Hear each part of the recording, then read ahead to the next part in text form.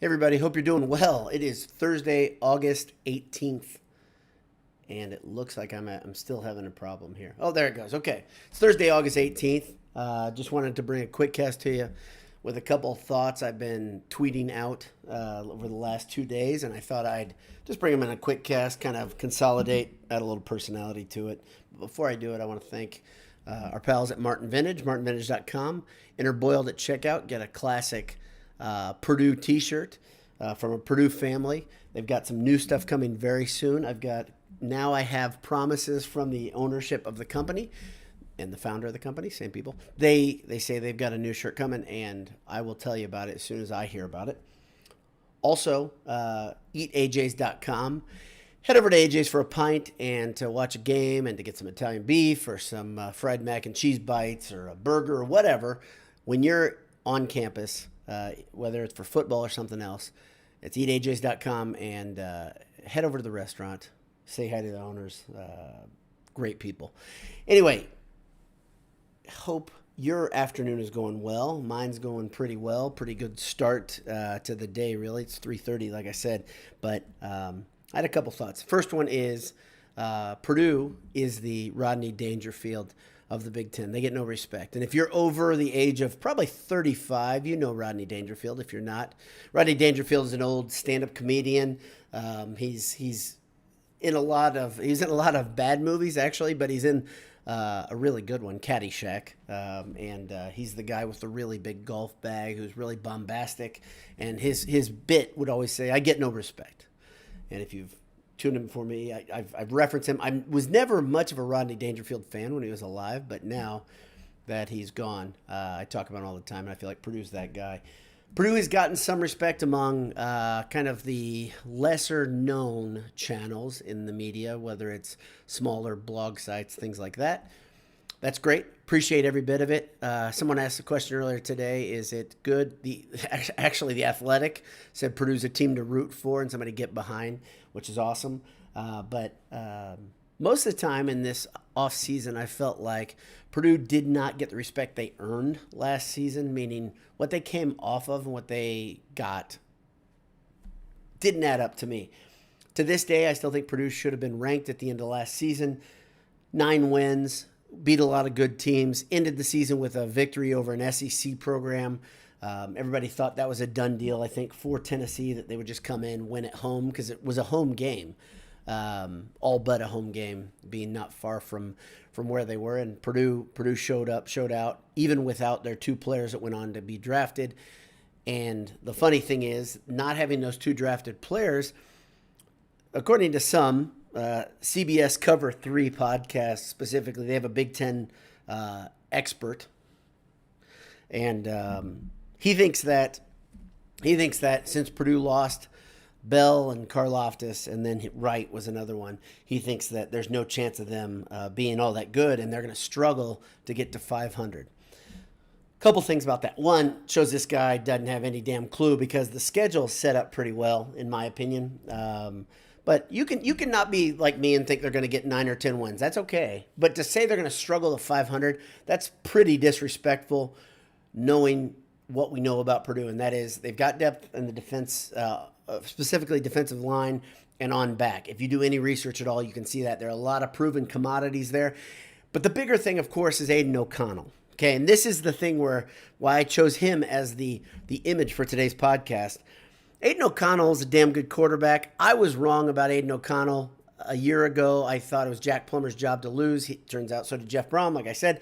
But at about game 3, Aiden O'Connell, I think it was game 3, Aiden O'Connell got the reins. Aiden O'Connell played in 12 games last year, okay? But really, in actuality, he played about 10 like a starting quarterback, I would say, because of the reps. In spite of that, if you look at O'Connell's stats, O'Connell's damn good, okay? And another major, so we already mentioned CBS disrespecting Purdue, and now I'm going to give you another one. ESPN named its top 100 players, and it was talking about Heisman candidates, but top 100 college football players. Aiden O'Connell's 89th on that list, okay? And 69th is Thorne from Michigan State, another quarterback. the funny thing about this, so I went and I scoured a bit, looked at some basic stats. And the first one, QB rating, O'Connell is a respectable 15th last year. That's in spite of, I think, 7 quarterbacks in front of him going into the NFL draft in one way or another, either free agency or picked. And then I think more than that are gone. But 15th.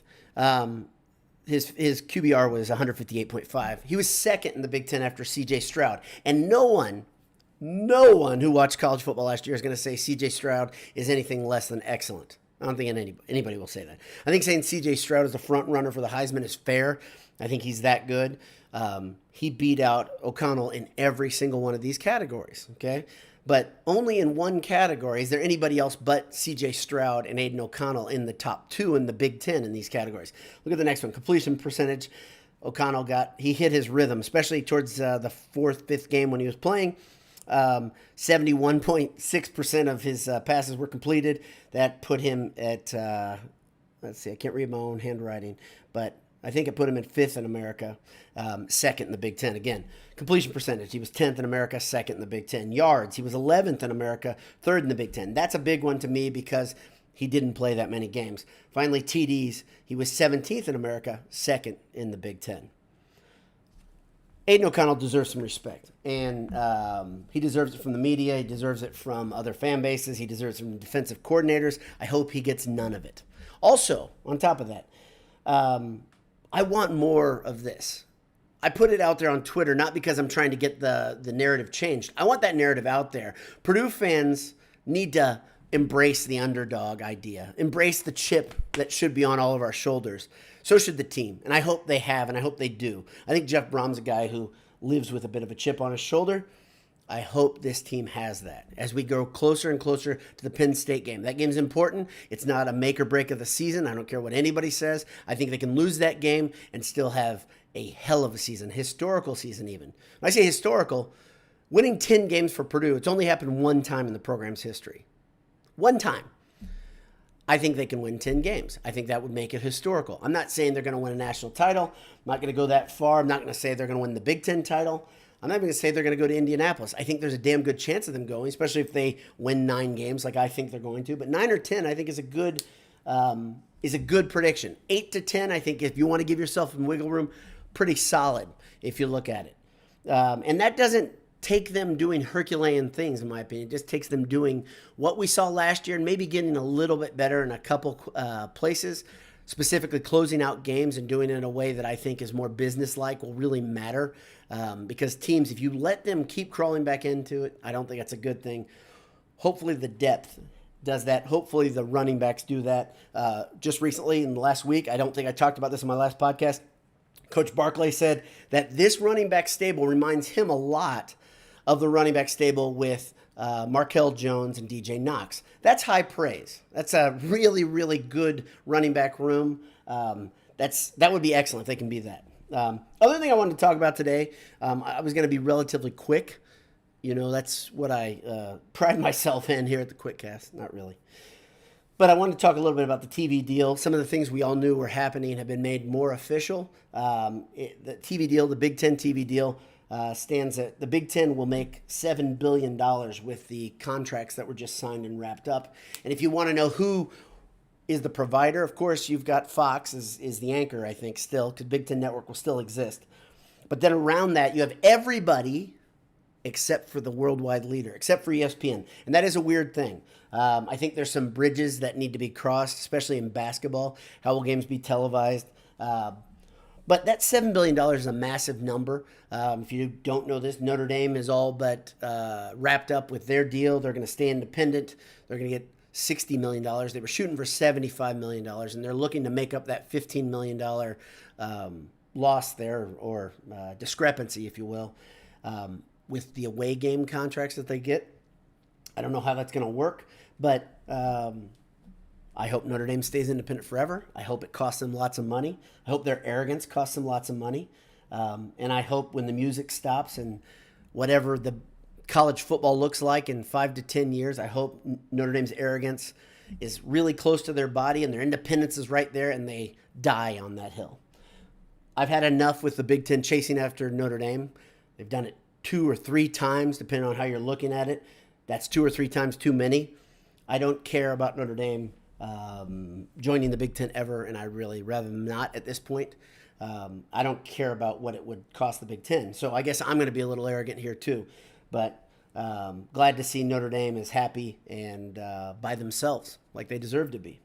So that's about it. Nathan Anderson is here. He says, good afternoon, Boiler Out. Good afternoon to you, sir.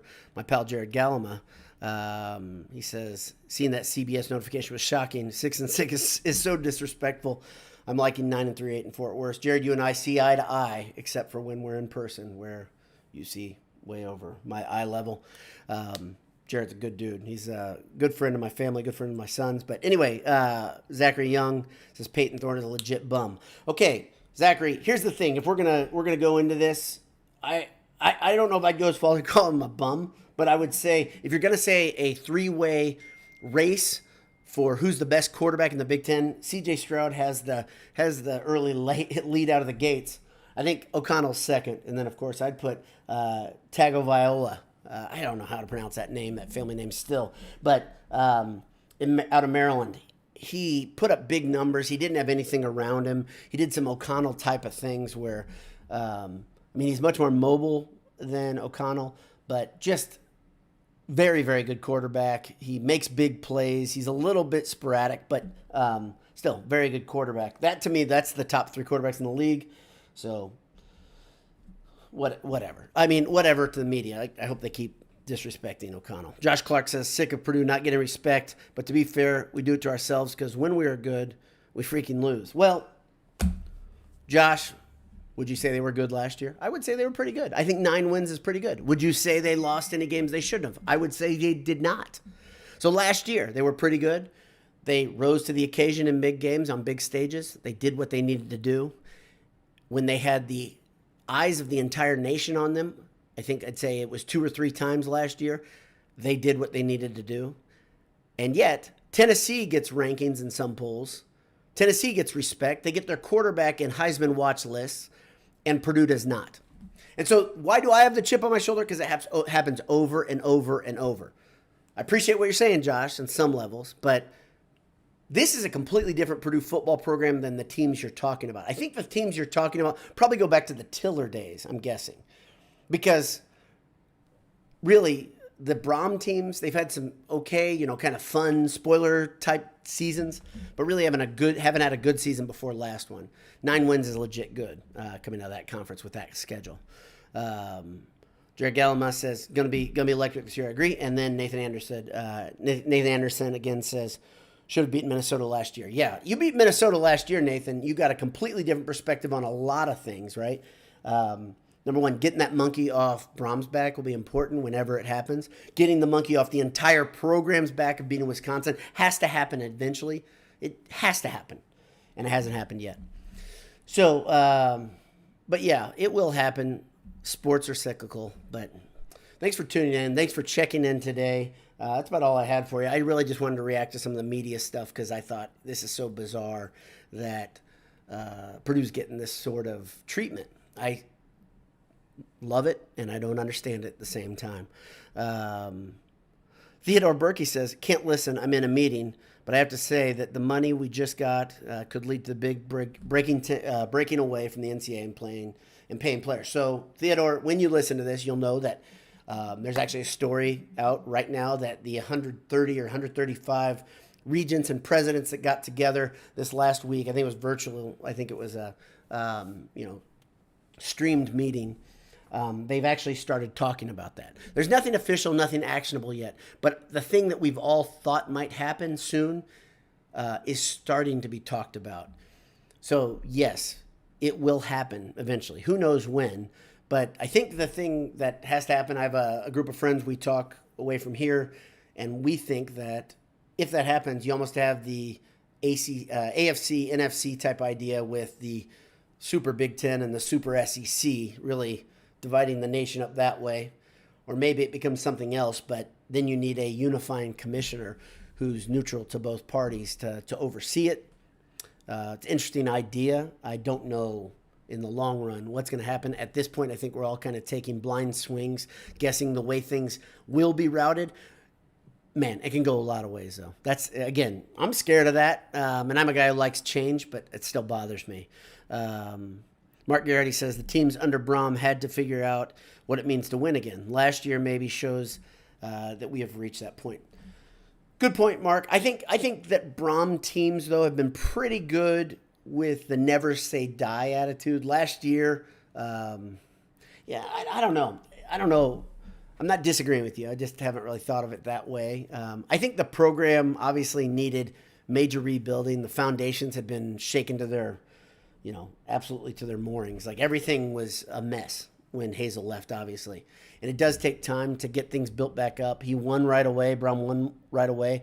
But it took a long time for Brom to get to the point where he actually had depth. Purdue was stringing things together, was very, had talent up top, but then down low, a lot of youth, a lot of guys that didn't really fit the roles. They weren't quite big enough, weren't ready for the Big Ten. Just go look at this team on paper. And I've said this before. I want everyone to do this, though. If you're a Purdue fan, you'll sound really knowledgeable, and you don't need to give me credit for it. But go look at this team on paper, the heights and weights of these guys. That's the first thing. And the second thing I would say, go look at the depth chart experience. Many of these players on both sides of the ball have played a lot of downs. Not all for Purdue, by the way, but they've played a lot of downs. There is good depth here. The loss of DeMar-J Lewis hurt. It does. The loss of Garrett Miller hurt. Of course. Anytime you lose guys that are penciled in on the two deeps or starters, that hurts. But it shows how much depth there is in that the world doesn't come to an end. And this is really fun to see. Depth is a big deal. So Jeff Brom and company have done a really, really good job building this program out, and it has taken time. So thanks for tuning in again. Hope to talk to you soon. I really don't know when the next QuickCast will be. When it happens, though, make sure you subscribe. Click the bell below. Click the subscribe button. I don't say that enough, but I'm told I'm supposed to do that. Give me a thumbs up if you would. I don't know if any of this stuff ever pays off. If you've ever dealt with your own YouTube channel, the constraints of making money from this are absurd. We have a couple sponsors right now, which is great, for paying our web dues over at the boiledsports.com site. I don't know if any of this stuff works, but other people do it, so okay. My guess is YouTube wants us to do that, and their algorithm wants to do it, but it helps them get more traffic when you're being notified and annoyed that, hey, Boiler Dowd's he's gonna post and talk about nothing right now. So do appreciate you tuning in, though. So have a great afternoon. Enjoy the weather if you're in central Indiana. If not, go enjoy it wherever you are. And God bless you. Hammer down. We'll see you. Bye-bye.